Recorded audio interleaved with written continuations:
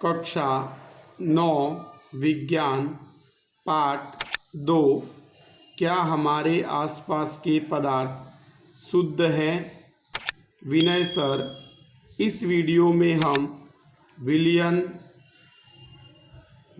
के गुणधर्म और विलयन के प्रकार के बारे में अध्ययन करेंगे।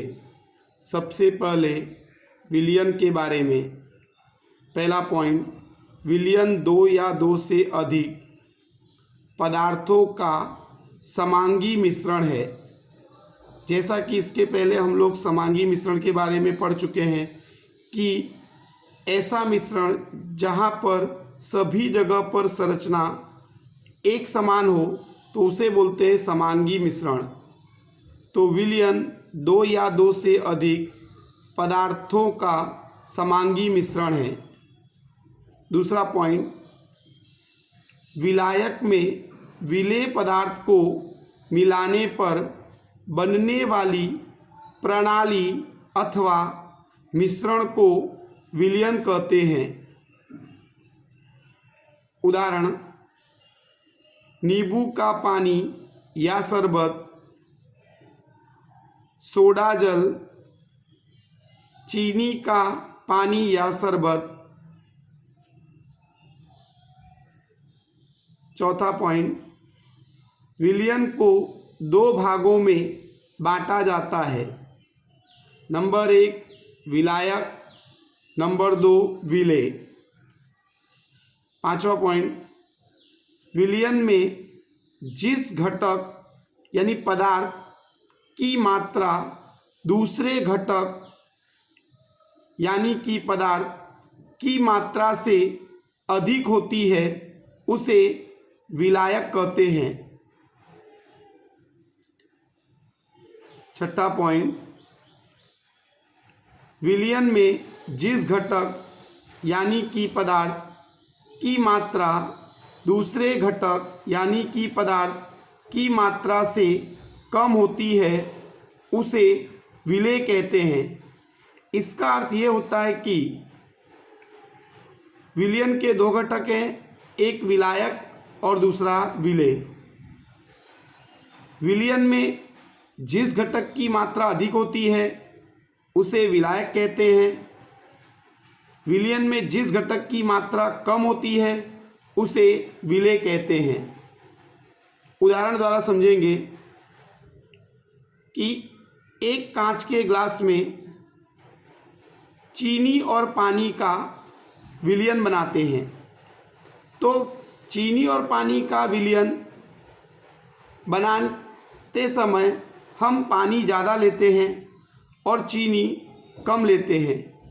तो पानी की मात्रा अधिक होने के कारण पानी विलायक है और चीनी की मात्रा कम होने के कारण चीनी विलेय है।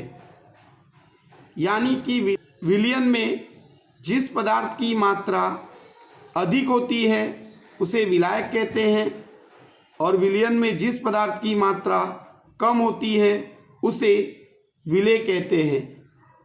इस उदाहरण में विलयन का जो अवस्था है वो विलयन की अवस्था द्रव्य है।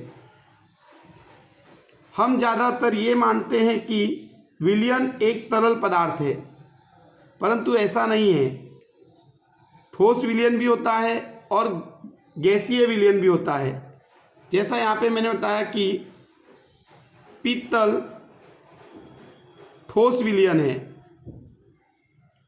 उसमें कॉपर विलायक है और जिंक विलेय है। हवा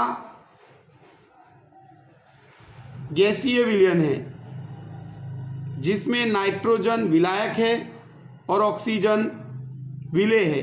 क्यों? क्योंकि हवा में नाइट्रोजन का प्रमाण 78% होता है और ऑक्सीजन का प्रमाण 21% होता है। तो नाइट्रोजन की मात्रा ज़्यादा है इसलिए नाइट्रोजन विलायक है और ऑक्सीजन की मात्रा कम है इसलिए वह विलेय है।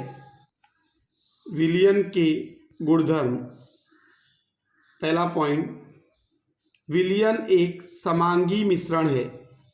इसका अर्थ ये हुआ कि विलयन में सभी जगह पर संरचना एक समान होती है, इसलिए विलयन एक समांगी मिश्रण है। दूसरा पॉइंट, विलयन के कण का व्यास 1 नैनोमीटर अर्थात 10⁻⁻9 मीटर से कम होता है। इसलिए विलयन के कणों को आँखों और माइक्रोस्कोप से नहीं देखा जा सकता है। तीसरा पॉइंट, विलयन के कण का आकार छोटा होता है, जिससे अपने अंदर से गुजरने वाले प्रकाश को नहीं फैलाते हैं, जिससे विलयन में प्रकाश का मार्ग नहीं दिखाई देता है। चौथा पॉइंट, ये टिंडल प्रभाव अर्थात प्रकाश की किरणों का प्रकीर्णन नहीं दर्शाते हैं, यानी कि प्रकाश की किरणों को फैलाते नहीं हैं। पांचवा पॉइंट, छानने जैसी भौतिक विधि द्वारा विलय के कण को अलग नहीं किया जा सकता है।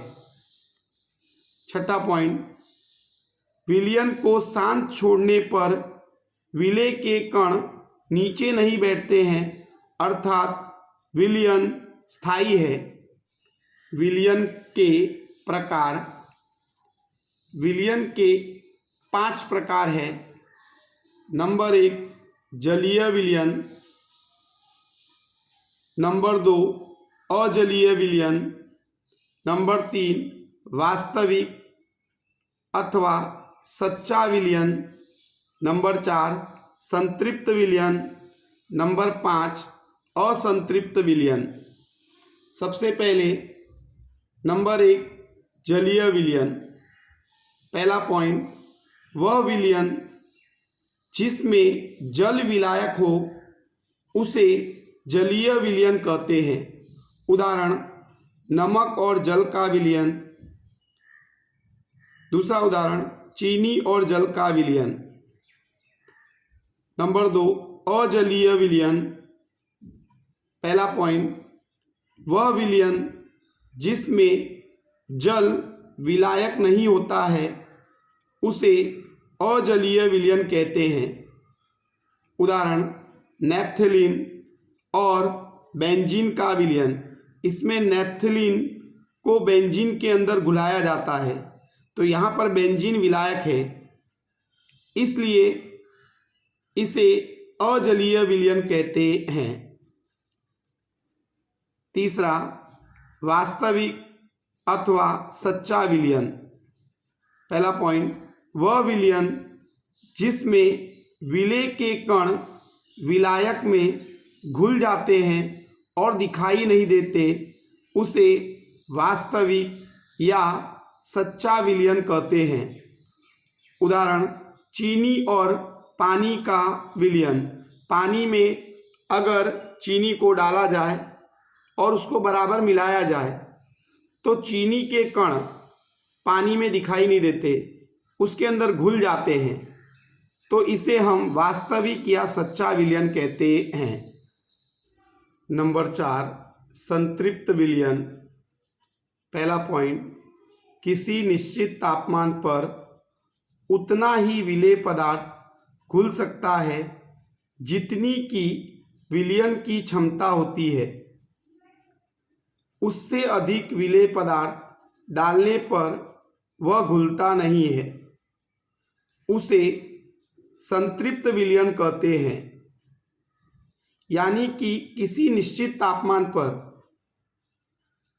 विलायक में उतना ही पदार्थ घुल सकता है जितना विलायक की क्षमता है। उससे ज़्यादा अगर आप घुलाने की कोशिश करोगे तो वो घुलता नहीं है, तो ऐसे विलयन को संतृप्त विलयन कहते हैं। विलायक पदार्थ को घुलाने की जो विलयन की क्षमता होती है उस क्षमता को घुलनशीलता कहते हैं।